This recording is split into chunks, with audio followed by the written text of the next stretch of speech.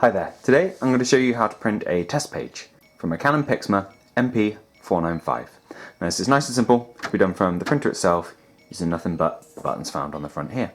So first of all we need to press this button, the maintenance button, and we're going to keep pressing it until the little calculator display up here displays an A.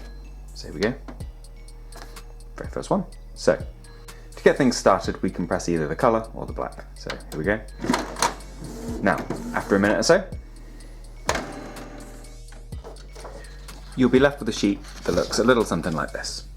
Now what it's done here is broken down the black, cyan, magenta and yellow used by the two cartridges inside your printer, giving both solid bars and, as you can see, like what should be a bar of like hatch pans for the black cartridge, but obviously this machine has a bit of an issue there, so I'm going to do some cleans to try and resolve that. And this sheet is great for spotting absent colours or kind of fine lines you get across there when there's like a small blockage or a dried portion of the print head of either of the cartridges.